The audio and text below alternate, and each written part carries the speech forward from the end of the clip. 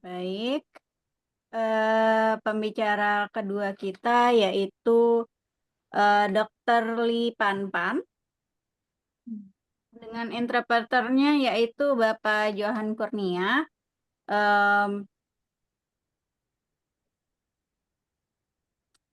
Dr. Lee Pan adalah salah satu dosen unggulan di perusahaan kesehatan Fosun. Dan beliau juga instruktur internal Rumah Sakit Shinchi Guangzhou.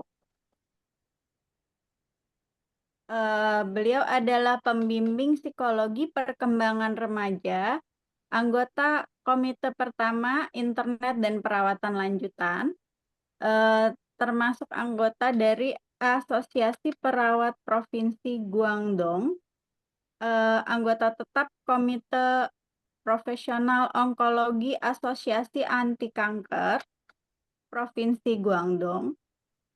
Dr. Lee Pan juga termasuk anggota Komite Industri Keperawatan Asosiasi Industri Lansia Provinsi Guangdong. Beliau juga termasuk anggota Komite Pengembangan Industri Asosiasi Keperawatan Provinsi Guangdong. Kedelapan, anggota Komite Pertama Perawat Kesehatan Kardiovaskular Asosiasi Perawat Provinsi Guangdong, dan anggota tetap Komite Profesional Keperawatan Tanggap Darurat Kesehatan Rumah Sakit Provinsi Guangdong. Baik, kepada Dr. Lee Pan kami persilakan untuk memberi paparannya selama 60 menit. Mulai dari sekarang dengan dibantu oleh interpreter Bapak Johan Kurnia, kami persilahkan. Moderator, Ibu Moderator, suara saya volumenya sudah oke? Bisa terdengar? Ya, sudah cukup jelas terdengar Pak Johan. 李盼盼医师，刚刚主持人已经为你的简历念出来了好的。接着就有60分钟，你讲还有包括翻译60分钟，我应该怎么称呼你？是不是李医师还是李主任？对对对，没关系，然后叫盼盼就好了。OK。好的，接下来我会进行我的课件的一个分享。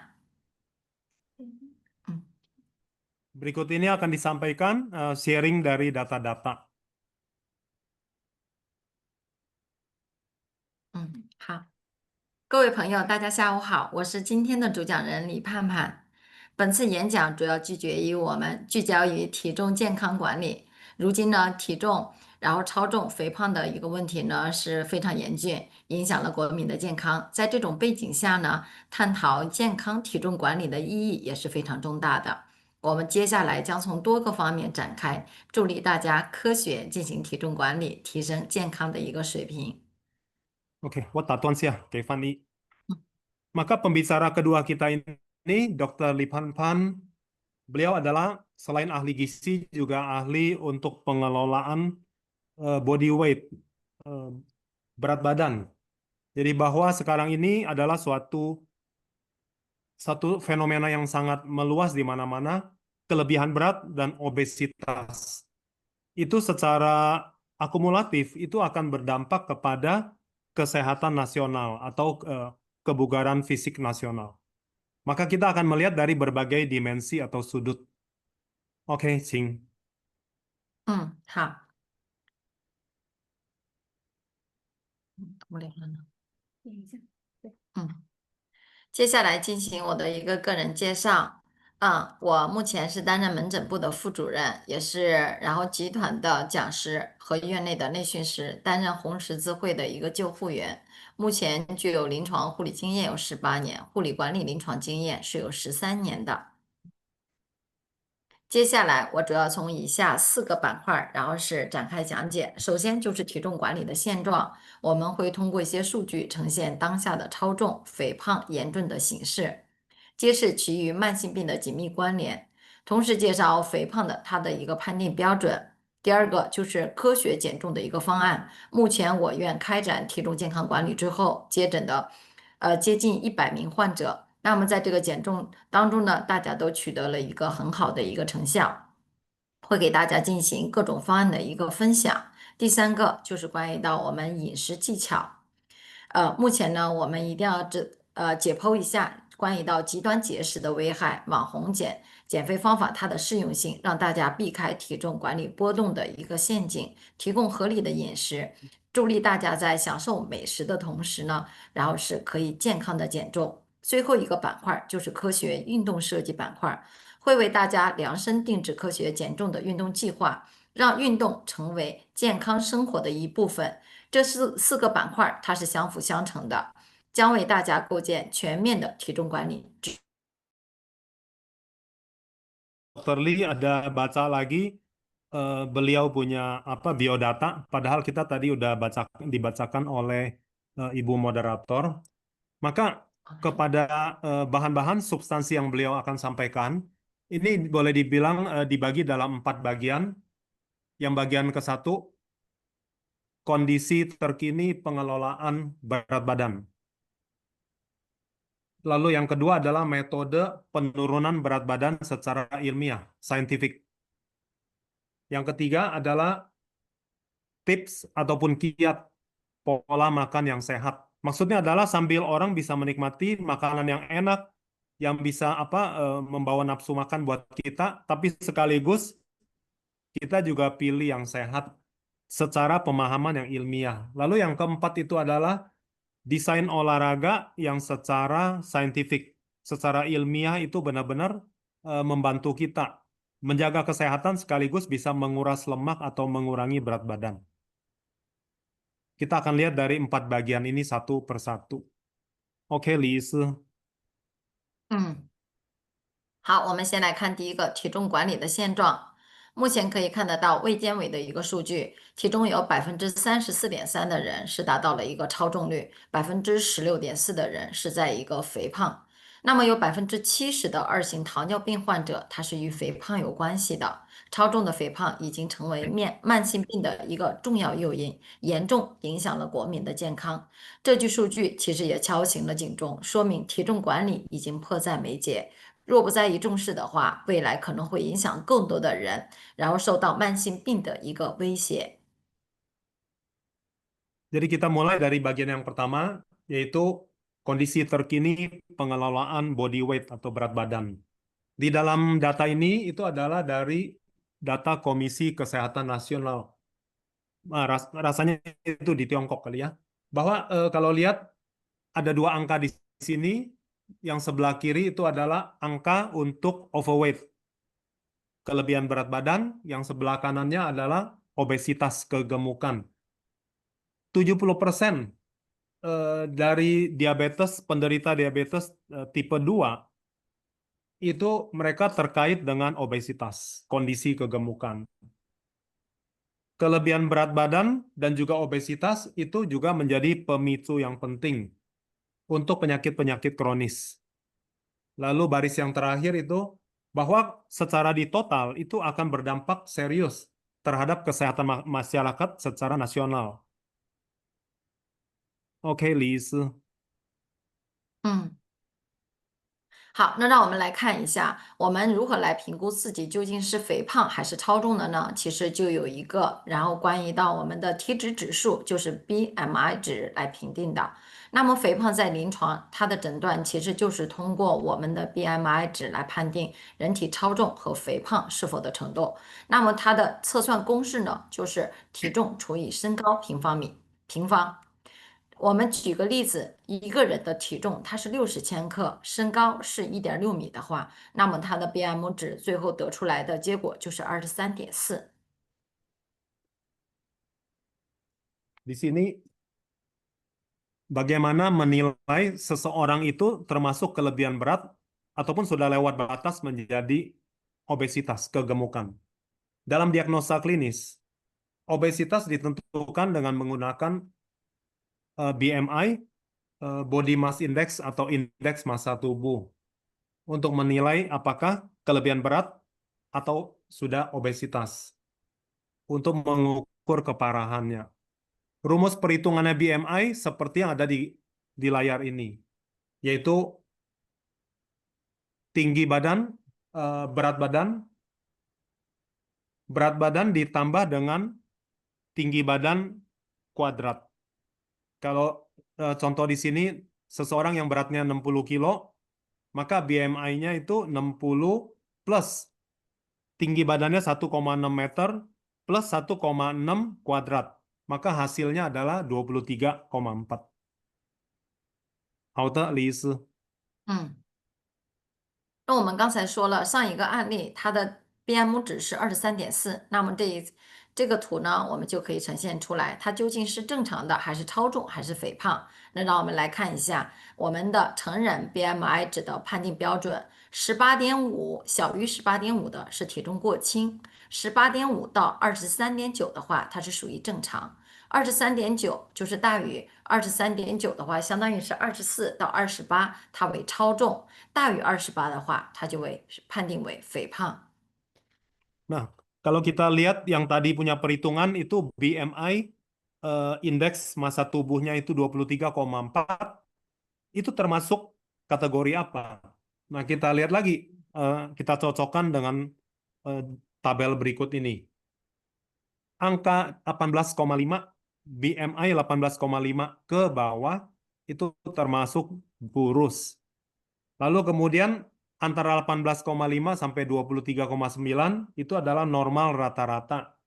Kemudian tengah ke kanan itu termasuk adalah overweight, kelebihan berat, yaitu antara 23,9 sampai 28. Paling kanan itu adalah obesitas, yaitu di atas 28. Tiongkok ini sekarang menjadi negara dengan jumlah penduduk yang obesitasnya terbanyak, angka obesitasnya terbanyak di dunia. Bahwa Organisasi Kesehatan WHO itu menetapkan obesity adalah salah satu dari 10 penyakit kronis yang utama. 好的，李医师。好。那让我们首先来区分几个，然后误区。我相信大家在追求减重的道路上，很多人容易陷入到体重管理的一个陷阱。尤其是第一个，就是我们极端的节食危害。极端的节食，它可能会导致肌肉的流失、代谢损失。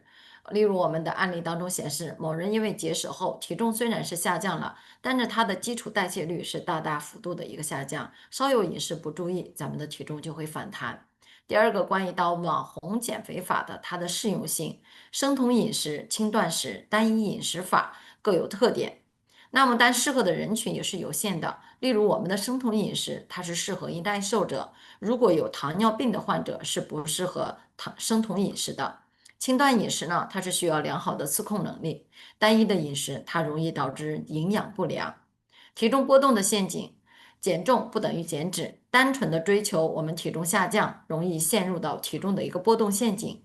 是我们的图可以看得到，其实体脂它才是我们健康减重的最关键的一个指标。Jadi barusan Dr. Lee telah sekaligus 3 bagian di dalam halaman ini sudah dibaca semua. Maka kita mulai lihat dari satu-satu. Bagian yang paling kiri, bahwa orang mau menurunkan berat badan itu benar, tapi hati-hati jangan sampai terjebak dengan cara-cara ekstrim. Bahayanya diet ekstrim itu adalah dia bisa juga sekaligus menyebabkan hilangnya massa otot dan kerusakan metabolik.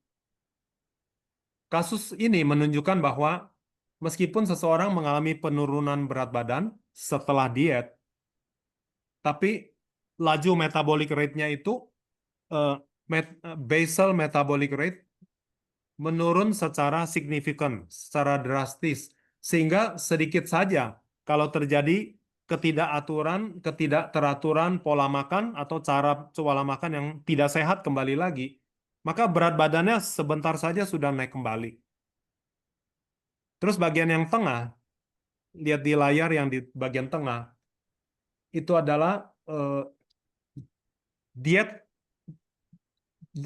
metode yang populer, atau mungkin juga yang dipopulerkan oleh para selebriti ataupun para influencer dan seterusnya. Efektivitas dan kelayakan dari diet populer, metode ini salah satunya adalah diet ketogenik, atau ada juga puasa intermittent fasting. Dan juga ada satu single food diet hanya satu macam jenis makanan saja. Itu masing-masing punya karakteristik yang masing-masing yang berbeda. Tapi tidak semua orang cocok, tidak semua kelompok orang cocok dengan cara-cara tersebut. Jadi kecocokannya adalah terbatas. Diet ketogenik itu cocok untuk mereka yang dapat mentoleransinya. Sedangkan intermittent fasting, puasa intermittent, itu membutuhkan kemampuan dan self-control, pengendalian diri yang sangat baik, yang disiplin. Satu lagi adalah single food diet satu jenis makanan, itu bisa menyebabkan ketidakseimbangan gizi kita.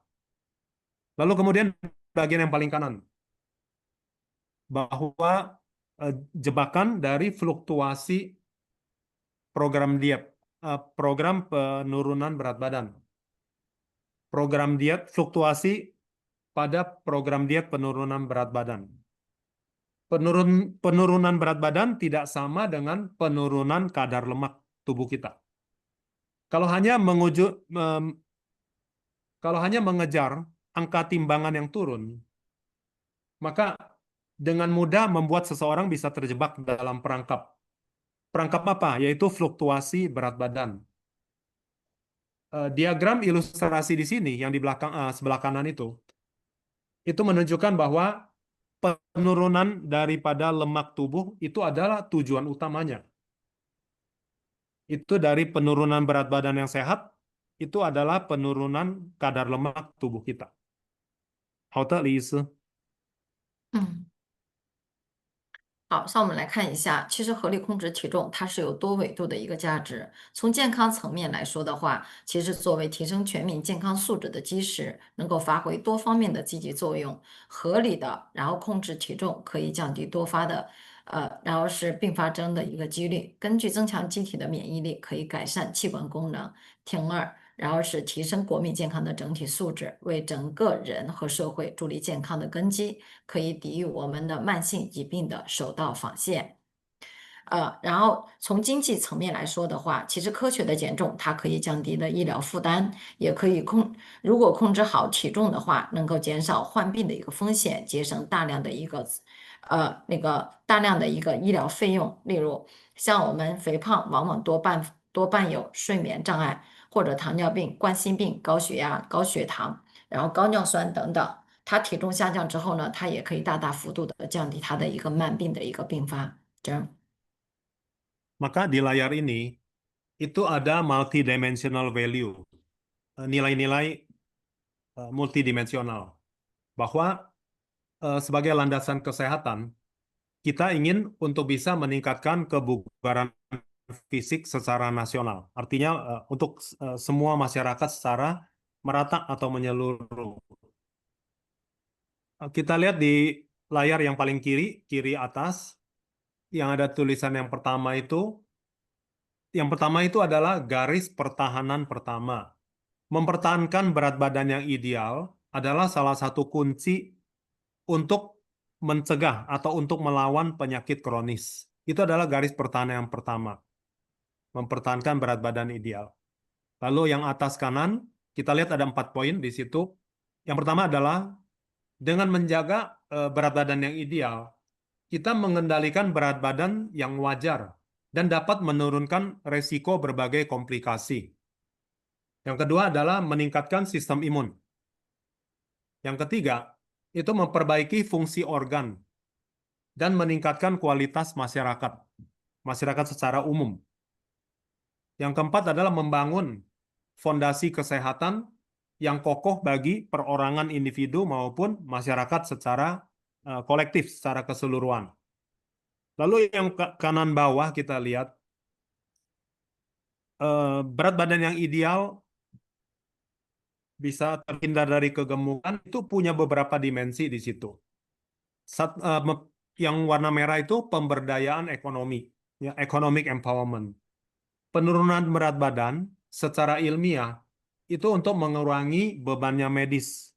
Jadi biaya kesehatan pasti akan bisa dihemat secara umum. Kenapa? Karena obesitas, kelebihan berat badan itu berkaitan dengan beberapa hal yang kita sering lihat kejadian yang umum, yaitu gangguan tidur, susah tidur, lalu juga diabetik, lalu penyakit jantung koroner berkaitan dengan kegemukan, lalu hipertensi, dan yang paling kanan adalah uric acid, asam urat yang tinggi. 好的，李医师。嗯。我们接下来进入第二个科学减重的方案。首先，我们来看一下我院体重管理门诊的组织架构，它是由多个学科进行的 MDT 的，包括我们有内分泌、营养科和我们的妇科内分泌各个主任担任我们的，然后是副组长。我们各小组的成员有中医科、运动医学板块、心理科，然后是还有健康监管员、儿科、产科等等。Bahwa kita masuk ke poin yang kedua dari 4 poin. Yang kedua adalah metode penurunan berat badan secara ilmiah, secara saintifik. Bahwa beliau kan Dr. Lee Pan Pan itu sebagai ketua daripada tim. Tim apa? Tim untuk manajemen klinik, teamwork dari klinik manajemen pengelolaan berat badan. Bahwa pengelolaan berat badan ini atau penurunan berat badan itu membutuhkan kolaborasi secara interdisciplinary collaboration. Beliau adalah sebagai ketua tim, ya, Dr. Lee Pan Pan. Kalau kita lihat di strukturnya itu paling atas adalah ketua tim daripada organisasi klinik manajemen berat badan. Lalu di bawah dari ketua tim kita lihat ada tiga bidang. Bidang yang tengah itu adalah bidang gizi, karena beliau kebetulan adalah ahli gizinya. Lalu bagian kiri itu adalah sistem endokrin. Lalu bagian kanan itu adalah gynecology, endokrinologi. Terus ke bawah lagi yang kiri, sistem endokrin ke bawahnya ada 2 cabang. Sebagai anggota adalah 1 TCM paling kiri. Kiri yang kedua itu adalah sports medicine. Terus dari cabang yang di tengah itu, cabang yang di tengah itu kan bidang gizi. Ke bawahnya itu ada 2 cabang lagi. Cabang yang kiri itu adalah bagian psikologi. Cabang yang kanan itu adalah petugas kesehatan. Terus yang paling kanan, yang di atas itu kan gynecology, endokrinologi. Di bawahnya ada 2 cabang. Satu yang sebelah kiri adalah pediatri, kedokteran anak-anak. Sebelah kanan itu adalah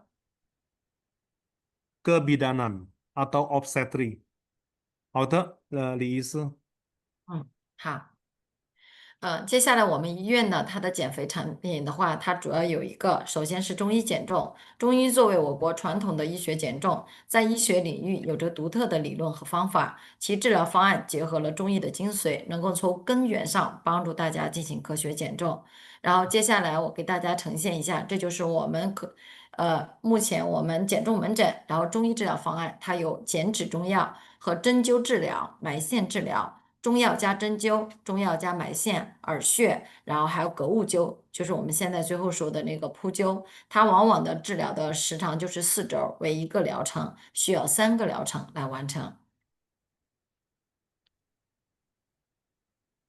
Maka kemudian ada beberapa paket atau metode untuk penurunan berat badan.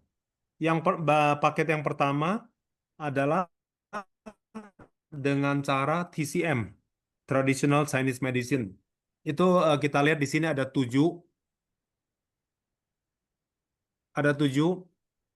Satu adalah dengan herbal.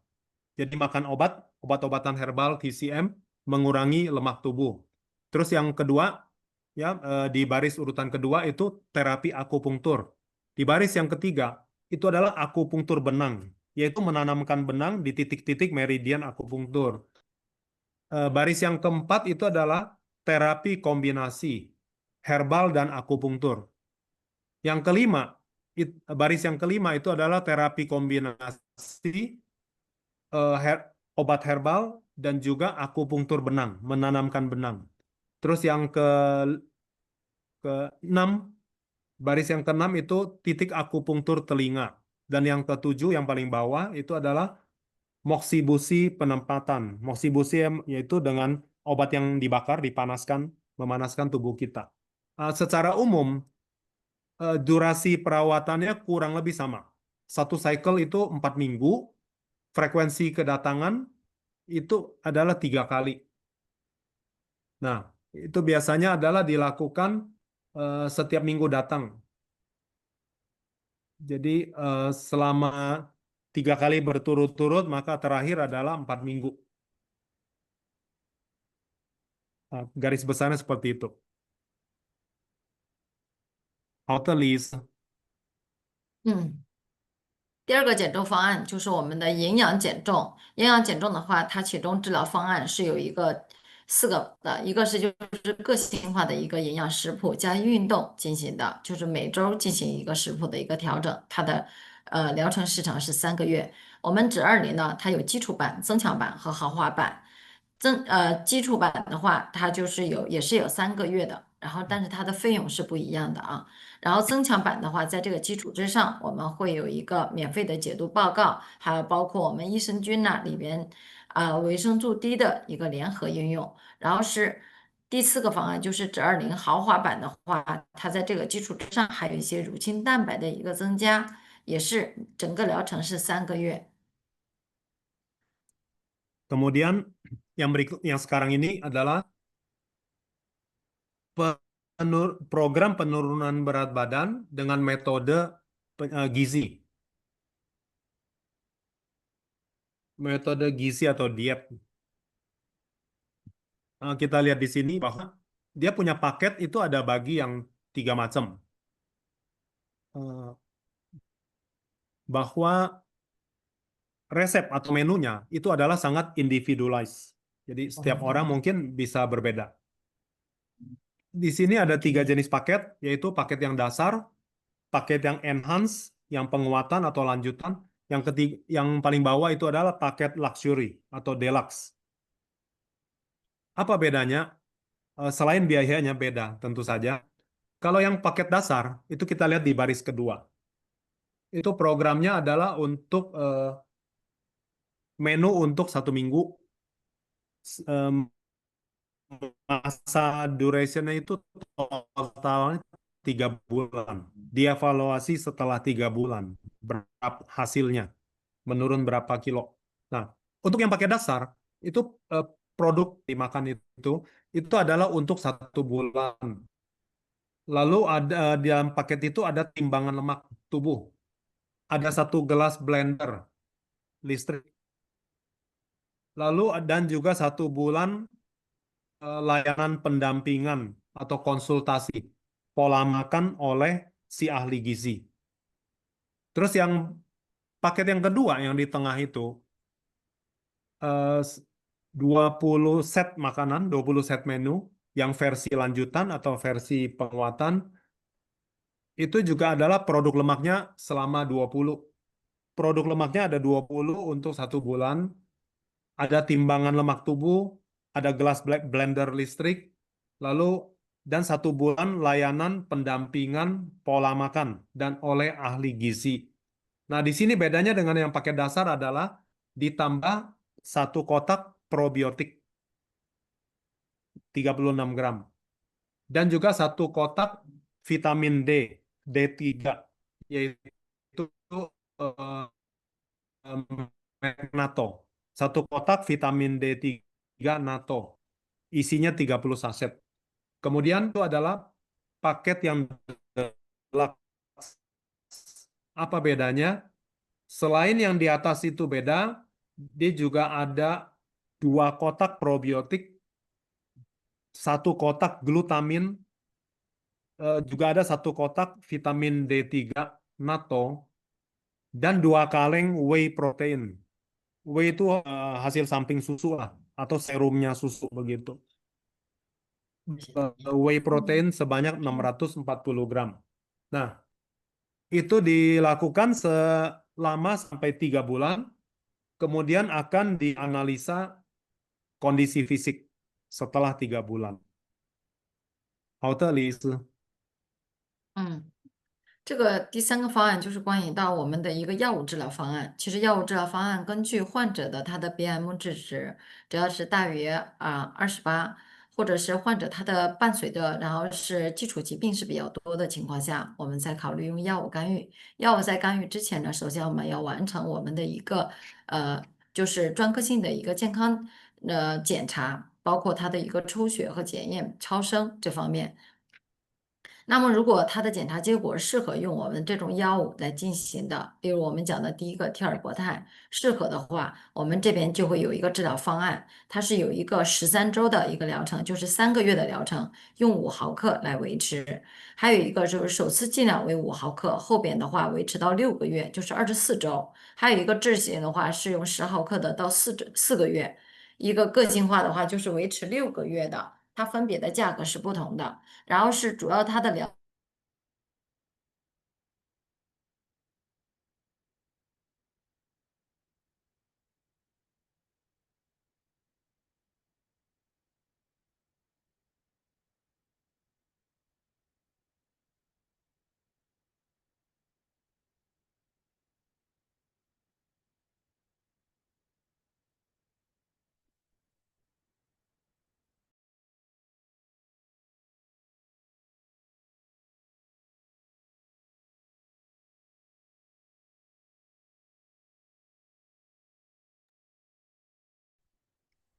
老师能听得到吗？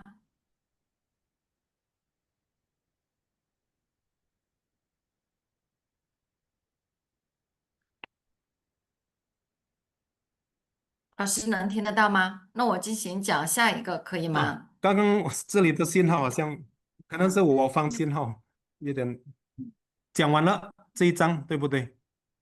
哎，对，这章我已经讲完了，关于到药物的一个治疗，包括前期是要在用这个药物之前，它是有要完成的一些健康体检，就是要抽血，还要做我们超声检测，它的指标是适合的话，我们才会采用药物给予它做一些减重的一个方案。是属于西药吧？这个药物是属于西药。哎，对对对，属于嗯，Oke. 这个药呢，Jadi yang 它也。di layar ini yang sekarang itu adalah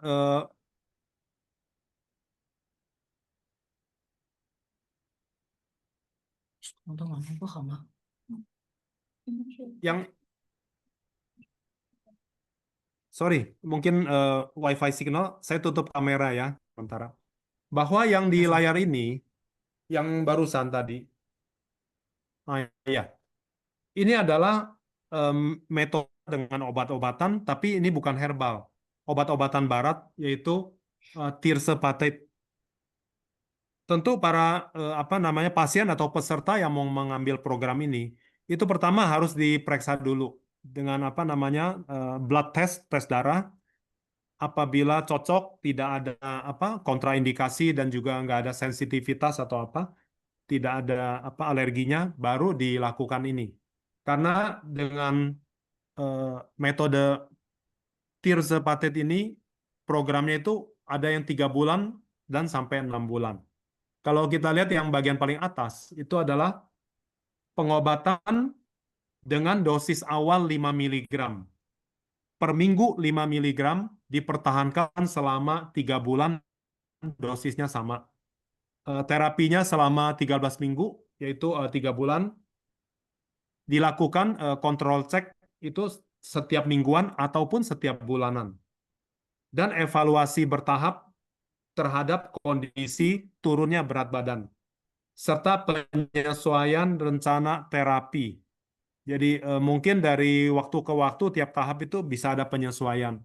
Terus baris yang kedua itu adalah pengobatan dengan dosis awal yang sama 5 mg per minggu, itu waktunya lebih panjang selama 6 bulan. Totalnya 24 minggu atau 6 bulan. Baris yang ketiga, itu adalah pengobatan dengan dosisnya individual, yaitu 10 mg per minggu selama 4 bulan. Jumlah waktunya 16 minggu, sama dengan 4 bulan. Terus yang paling bawah, itu adalah pengobatan dengan dosis individual 10 minggu. Waktunya lebih panjang selama 24 minggu atau 6 bulan. 好的，李医师。关于到药物治疗呢，我们还有一个就是司美格鲁肽。司美格鲁肽的话，它的一个治疗方案大概是3到6个月，也是每周要进行过来复诊，评估它一下它的具体情况。但是现在司美格鲁肽呢，我们这边有一个优惠的政策，一支它是原价，2支是8折，3支的话就是7.5折。Kemudian di layar ini kita lihat juga adalah program penurunan berat badan dengan obat-obatan, obat yang berbeda. Nama obatnya itu adalah semaglutide. Kalau pernah dengar itu semaglutide. Nah, ini adalah dilakukan dengan injeksi. Injeksi semaglutide itu produsennya itu adalah Novo Nordisk. Program terapi ini adalah selama 12 sampai 24 minggu atau 3 sampai 6 bulan. Kontrol ulang setiap mingguan atau setiap bulanan. Evaluasi bertahap terhadap kondisi penurunan berat badan. Dan juga penyesuaian terhadap program terapi. Secara bertahap itu dilakukan kalau kebutuhan disesuaikan. Nah, di sini karena ada dukungan dari pabriknya, mereka itu kan dengan suntikan, yaitu tiap ampul suntikan itu. Juga bila suntikan 2 ampul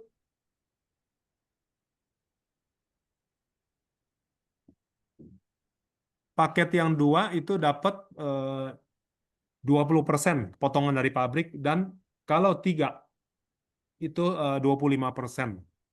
Jadi di sini ada juga sisi komersial dari pabrik, mereka mendorong supaya dipakai dan ada ke subsidi dari pabrik begitu, potongan. 好的，李医师。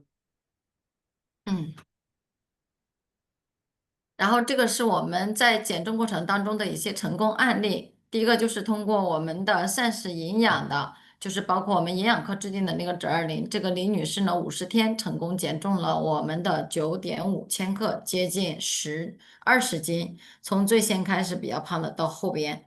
这个可以看得到，然后每周的一个定时间的一个健康分析，以及我们营养师的一个专门1对1的一个针对，然后5个营养师对1个客户，然后包括他的一个体脂，每周的一个进行分析和解读，及时调整方案。Jadi ini adalah kita share story, yaitu kisah sukses program penurunan berat badan. Nah, 还是回到刚刚的那个幻灯片。OK. Yang di sini kita lihat adalah dengan nutrisi dan pola makan. Jadi melalui pola makan sehat dan nutrisi itu kan dia punya menu dan seterusnya. Hasilnya itu namanya Mrs. Lee. Tadi kalau kita lihat di foto itu, yang gambar paling kanan itu foto, ada 2 orang, itu orang yang sama. Satu adalah before dan after. After itu ya lebih langsing. Lebih langsing berapa banyak? Mrs. Lee ini di dalam kurun waktu selama 50 hari, ya hampir 2 bulan, 50 hari, dia punya berat badan berkurang, reduce fat. Jadi bukan hanya berat badan, tapi sudah berkurang lemak tubuhnya 9,5 kilo. Selama 50 hari, hampir 2 bulan, itu berkurang 9,5 kilo lemak tubuhnya. Kalau kita lihat di foto yang paling kanan itu, kiri yang paling kanan foto dari 2 orang itu orang yang sama, sebelum dan sesudah. 好的，李医师。嗯。好，这个是我们中医的一个减重方式，因为涉及到患者的隐私，我们没有上传的患者的一个图片。这个是这个客户，然后是第一次来的，他的一个体重，到后边他的一个减重，然后是最后的一个体重，包括他的 BMI 值和他的内脏脂肪都有一个很好的效果的一个下降。然后这个是他在减重前和减重后的，然后一个血脂四项的一个结果，可以看得到效果还是非常的明显。他仅仅只用了68天，成功的就让自己接近减轻了20斤。Kemudian ini juga success story yang lainnya, karena tidak ada izin untuk taruh foto, maka kita hanya menampilkan data tanpa foto. Nah, ini penurunan berat badan dengan metode obat-obatan herbal, TCM. Beliau yang tadi itu adalah Ibu Se namanya, Marga Se. Selama 68 hari ya, 2 bulan lebih sedikit, itu berhasil menurunkan berat badan sampai 9,1 kilo. 68 hari turun 9,1 kilo. Kalau lihat daripada lembar yang paling kiri, itu adalah analisa pada waktu datang, yang di tengah itu adalah analisa pada waktu mengambil program. Lalu yang kanan itu adalah hasil pemeriksaan lab. Hasilnya itu bagus. Dalam 2 bulan itu berbeda 9,1 kilogram turun berat. 好的，李医师。这个是我们给予的药物替尔博泰，刚才说的药物的一个减重。这个客户呢，他也是在减的过程当中也有一个明显的一个体重的一个下降，他仅仅用了28天就成功减掉了我们的接近快17斤了。Lalu kemudian yang ini juga success story dari Ibu Xue. Ibu Xue ini metodenya itu adalah pakai obat-obatan, yaitu terapi obat yang tadi yang pertama, yaitu tirzepatide. Selama 29 hari ya, kira-kira 1 bulan waktunya. Berhasil Ibu Xue selama kurun 29 hari mengurangi berat badannya. Mengurangi beratnya 8,3 kilo. 好的，李医师。嗯。这个斯美格鲁肽这个客户也还是比较理想，他是5月12号来这里减重，然后是包括他的内脏脂肪，还有他的，然后是腰臀比也是下降的比较明显，包括他的体脂率百分比这些也都有在下降。那么他用74天，虽然他的掉的没有那么好，但是他整个人的体型已经出来了。Berikutnya yang di layar ini itu adalah Ibu marganya Xiong, Mrs. Xiong. Beliau selama singkatnya itu 74 hari itu berhasil menurunkan program 74 hari dengan obat-obatan, terapi obat. Obat yang ini adalah semaglutide yang tadi. Selama 74 hari program berhasil turun berat 7,6 kilo. 好的，李医师。第三个板块想给大家讲一下关于到我们健康饮食的一个技巧。Lalu berikutnya itu adalah bagian yang ketiga, tips ataupun kiat pola makan sehat. 好的，李医师。本页主要介绍我们科学减重的一个理论基础，它包括了3大要点，就是能量平衡法，它的热量，其中就是公式的话，就是我们700千卡就等于1000克的脂肪。安全减重的速度的话，它是每周体重大概下降在0.5到1000克的，然后是脂肪。动态调整的机制就是它有一个定期评估它的代谢的一个变化，然后确保我们减重科学有效。Pola makan sehat, di gambar ini kita lihat yang paling atas itu adalah hukum keseimbangan energi. Energi itu tenaga yang kita pakai. Lalu yang bagian paling kiri itu adalah rumus kalori. Seperti kita tahu bahwa 1 kilo lemak itu adalah 700 kilokalori. 700 kilokalori tiap 1 kilonya lemak. bagian yang tengah itu adalah eh, kecepatan penurunan berat badan yang aman. Turunnya berat tapi harus dengan cara yang aman.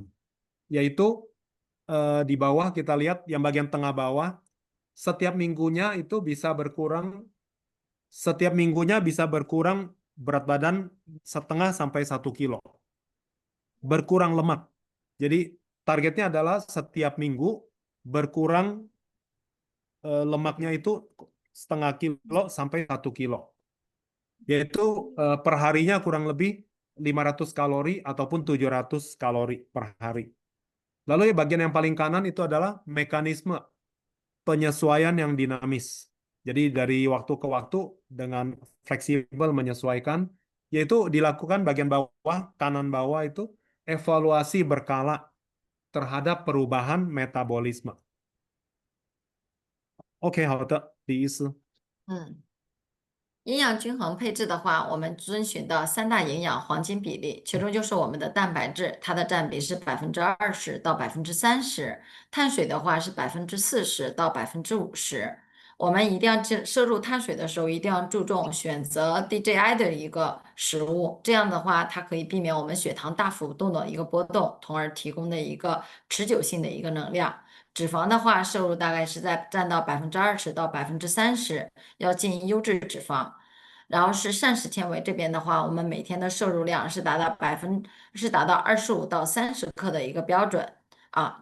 因为我们的膳食纤维摄入有助于促进我们肠道的一个蠕动，增强我们的一个饱腹感。遵循黄金比例也能够，然后是能够为我们的减重打下了一个坚定的一个基础。Oke. Jadi di gambar ini kita lihat adalah pola nutrisi seimbang, balance nutrition.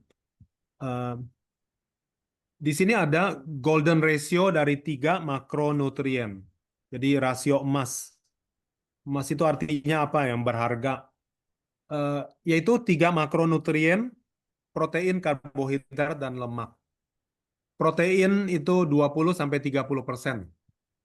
Atau kira-kira 1,2 sampai 1,5 gram per kilo berat badan. Lalu karbohidrat itu 40 sampai 50%. Tapi karbohidrat juga harus pilih fokus kepada indeks glikemik, yaitu GI yang rendah, low glycemic index. Kemudian lemak. Lemak itu sisanya 20-30%, tapi di antara lemak 20-30%, lebih dari setengahnya haruslah yang high quality fat, lemak yang berkualitas baik. Kemudian yang paling bawah itu adalah dietary fiber, yaitu serat pangan, yaitu standarnya adalah per hari 25 sampai 30 gram. 好的，李医师。好。接下来我们进行的这个板块就是跨理论模型的，然后是助力人们，然后是改变行为的有效框架。它有包含了我们的前意向、意向、准备、行动，还有一个维持。我们环境改造策略这方面，就是将我们的餐盘从24厘米缩小至21厘米，可以减少我们的那个热量的一个摄入，然后是也可以让患者没有很大的一个感觉到就是这种饥饿感。正念饮食训练的话，首先是通过观色、闻香、慢嚼、体味、停快，强调了就是感官的一个觉察，可以通过5步法提升我们的一个饱腹感、敏感的一个信号。然后是我们8周训练的话，可以使我们的情绪性的一个进食减少到我们30%。Oke. Berikut ini itu adalah apa yang dilakukan di kliniknya beliau untuk manajemen pengurangan berat atau pengurangan lemak tubuh. Metode atau model perubahan perilaku makan maksudnya. Kalau kita lihat yang paling kiri, itu adalah model trans-teoretikal. Kita lihat yang panah yang pertama itu adalah pada awalnya tidak ada niat untuk berubah. Niat atau kebiasaan makan. Kemudian yang berikutnya, panah yang kedua itu adalah mulai ada niat karena kesadaran menyadari ada masalah. masalah berat badan ataupun masalah kegemukan. Terus yang panah yang ketiga itu adalah persiapan. Persiapan untuk susun rencana atau bikin suatu plan. Terus panah yang keempat itu adalah action. Action itu artinya mulai penerapan, implementasi. Yaitu dengan tindakan yang nyata, intervensi yang sifatnya praktis. Terus panah yang kelima yang paling bawah itu adalah mengokohkan kebiasaan. Yang telah berubah, kebiasaan yang baik, itu perlu dikonsolidasi. Jadi mesti menjaga kebiasaan itu. Terus yang bagian tengah kita lihat, itu adalah strategi modifikasi lingkungan. Jadi kita makan juga mesti kasih dia punya lingkungan yang mendukung. Misalnya, mengecilkan ukuran piring. Mungkin biasanya kita pakai piring yang agak besar, 24 cm, itu diganti hanya disediakan piring 21 cm. Dia akan bisa mengurangi masukan kalori 22%. Tidak menimbulkan rasa lapar. Jadi piring lebih kecil, jumlah kalori makanan itu lebih berkurang 22%, tapi tidak menyebabkan kita merasa makannya sedikit atau lapar. Terus yang bagian sebelah kanan, paling kanan, itu adalah mindful eating, yaitu sikap makan. Pertama mesti mengamati dulu, mengamati warnanya. Lalu mengamati, mencium aromanya dari makanan. Lalu setelah masuk mulut, dikunyah dengan perlahan. Lalu dengan sensasi apa yang kita makan, kita sadari apa yang terasa. Lalu terakhir, sampai sudah nggak mengunyah, kita taruh sumpit, jangan makan lagi. Jadi dengan kesadaran makan, maka keseluruhan metode 5 langkah ini, dia bisa meningkatkan sensitivitas daripada sinyal rasa kenyang di otak kita atau di syaraf kita. University of California itu melakukan penelitian dan datanya menunjukkan kesimpulan bahwa pelatihan selama 8 minggu. Jadi mindful eating tiap hari dilakukan selama 8 minggu, itu bisa mengurangi kita punya eating behavior, mengurangi perilaku makan emosional, mengurangi bisa 30%. 好的，李医师。好。然后我们其实跨理论模型的行为改变提供了全面的框架，从无改变的意向到我们的慢慢在制定计划性的准备阶段，接着实干性的一个行动阶段，最后到我们的一个巩固阶段，完整呈现了我们的改变的一个过程。然后是认知唤醒到我们的环境优化、行为的塑造，其实就是一个闭环干预的一个体系。然后是助力我们达成行为改变的一个目标。Ini menyambung dari yang tadi, yang barusan. Yang barusan kita udah jelaskan ada beberapa langkah dilakukan, yaitu di layar ini yang paling kiri, urutan-urutan tidak ada niat untuk berubah, lalu menjadi ada niat untuk berubah. Lalu jadi persiapan, rencana, dan seterusnya. Terus gambar ini yang paling kanan, tadi kita juga sudah lihat bahwa piring-piring disediakan adalah yang lebih kecil, dan kita sudah terbiasa, padahal kalori sudah berkurang di situ. Lalu yang kanan bawah itu mindful eating, tadi juga sudah dijelaskan bahwa kita makan tidak terburu-buru, tetapi dengan penuh kesadaran setiap tahapannya. Maka kesimpulannya yang di tengah ini, yang di tengah yang ada lingkaran ini, yaitu adalah sistem intervensi. Intervensi yaitu perubahan, penyesuaian, itu yang sifatnya tertutup. Kenapa? Karena kita mesti lanjutin apa yang sudah bagus. Perubahan yang sudah baik harus bisa dipertahankan. Yaitu lingkaran yang di tengah itu, bagian atasnya itu adalah kesadaran kognitif kita telah bangun. Bangun tuh sadar artinya. Sebelumnya makan asal sikat aja, sekarang jadi mungkin menyadari setiap stepnya sehingga merasa kenyang kita akan berhenti. Sumpitnya juga kita taruh. Lalu di lingkaran yang sebelah kiri itu adalah rekonstruksi dari perilaku, kebiasaan, perilaku kebiasaan makan kita. Karena kita sudah lakukan pelatihan, sudah lakukan praktek kesadaran, maka dia bertahap dia akan berubah. Lalu lingkaran kanan bawah itu adalah kita mesti mengoptimalkan lingkungan. Lingkungan yaitu bisa dari meja makan, piring, alat-alat, dan penyediaan makanan, sehingga itu akan bisa merubah kita, merubah hasilnya, menurunkan lemak, menurunkan berat badan. 好的，李医师。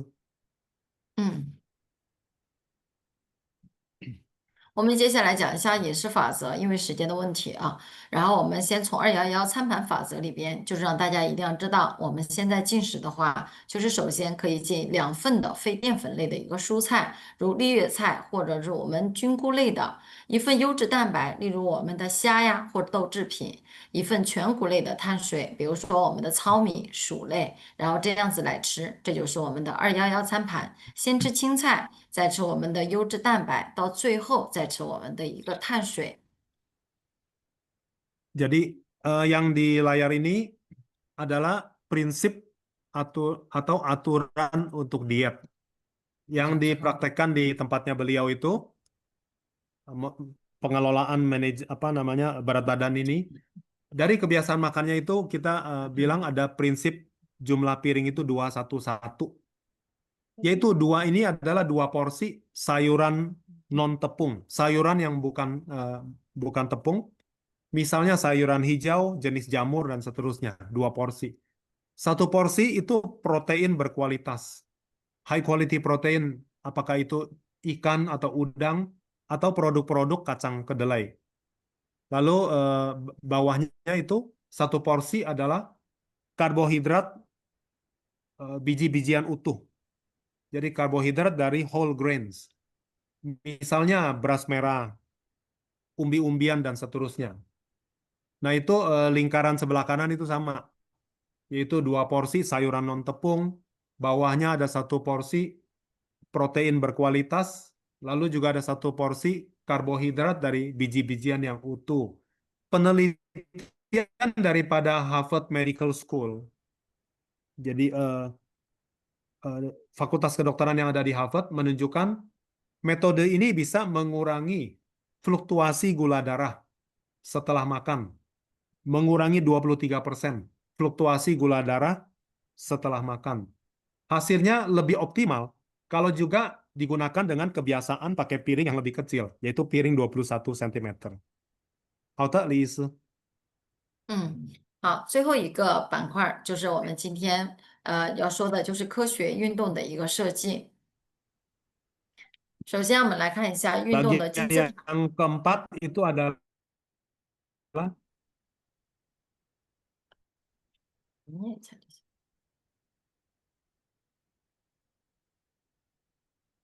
喂，李医喂，师啊，哎，听得到吗？听到，现在听啊，到。好。那我接着往下说，运动金字塔的话，它有一个基础层，基础层的话为我们日常活动，像我们每天的步数要大于8000步每日。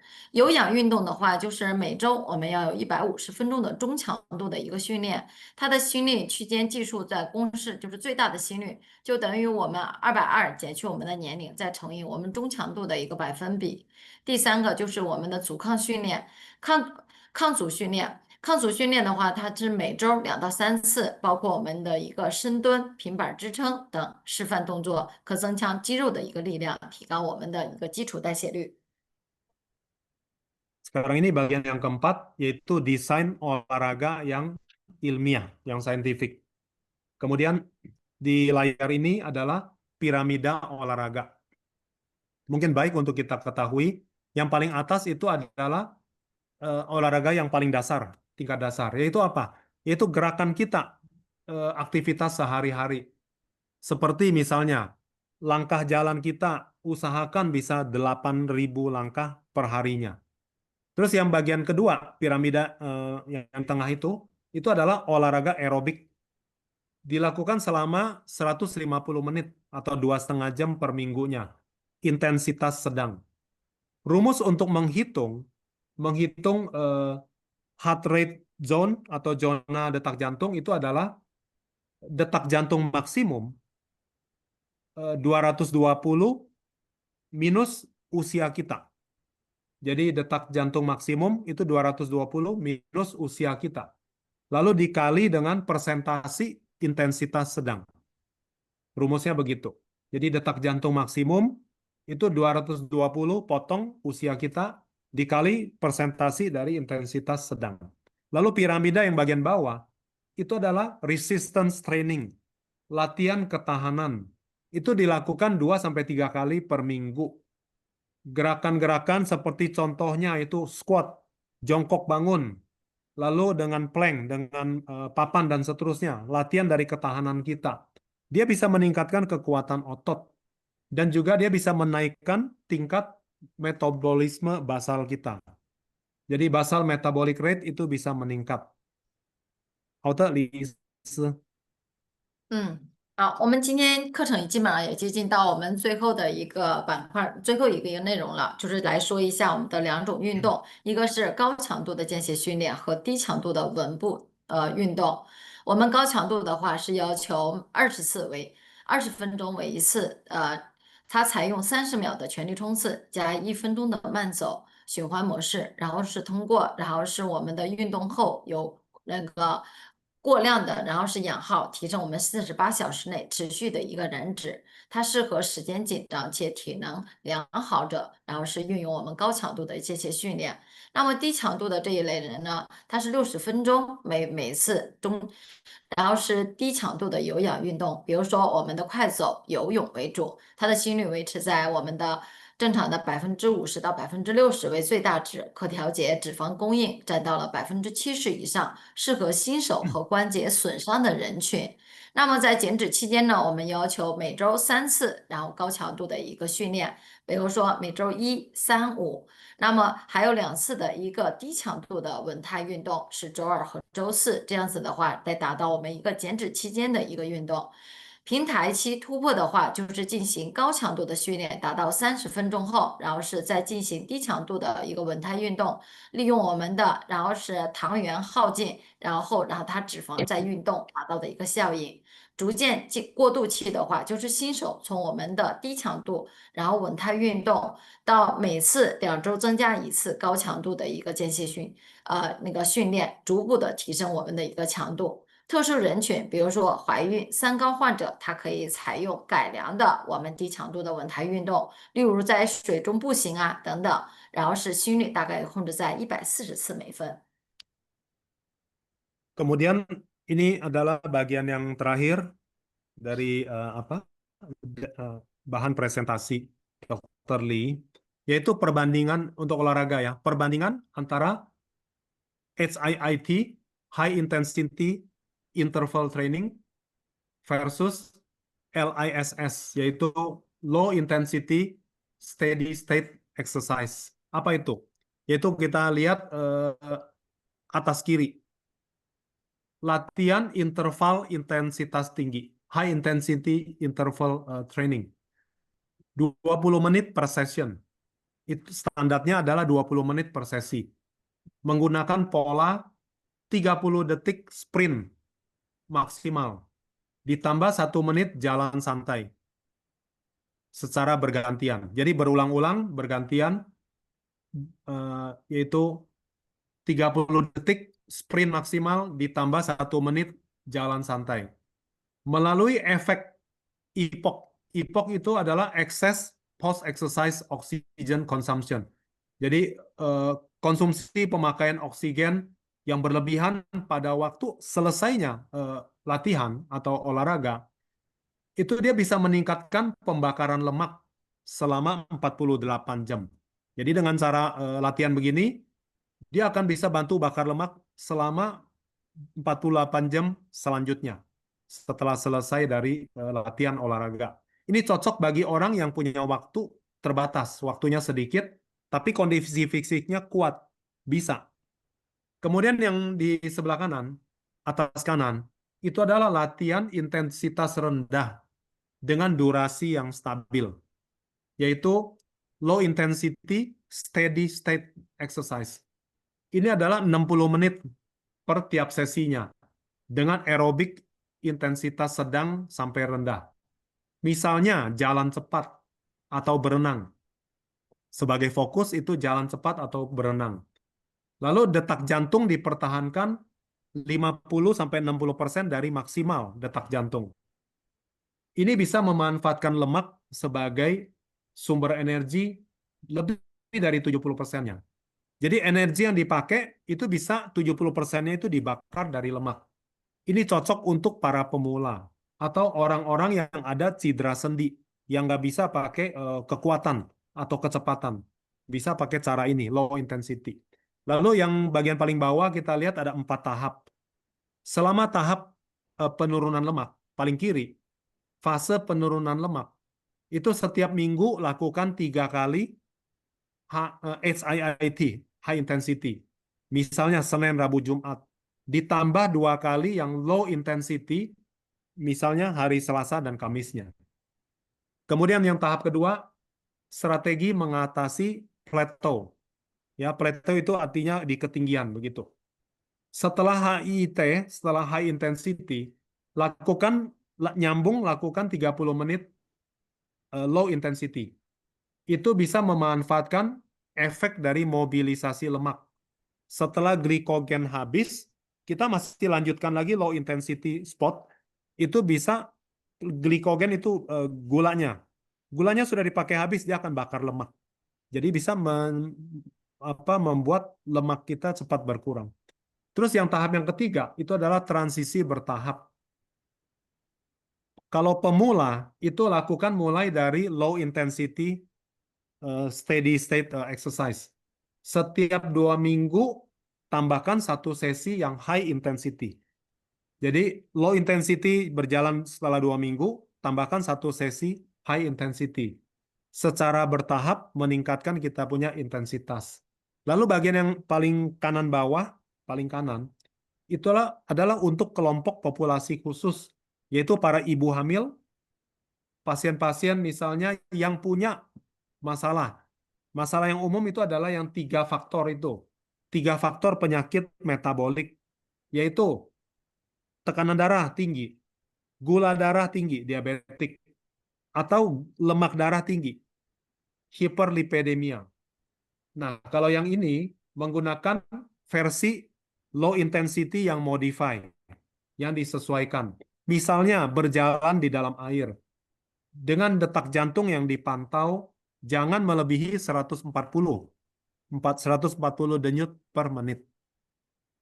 Oke, Li 老师，好的，好的。李医师，今天我们的内容呢，基本上就分享到这里了。然后我想给大家再说的，前边讲了4个，然后是板块的一个内容，其实它都是围绕着一个核心，那就是我们的体重管理。大家要知道，体重管理呢，它可不只是为了一时的身材好看，它更多的是我们要终身要健康的一项的重要投资。合理的体重能降低患病的风险，让我们拥有更好的生活质量。所以从现在开始行动起来吧，做好体重管理，为自己的终身健康负责。如果你也想减重的话，欢迎来到中国来找我减重。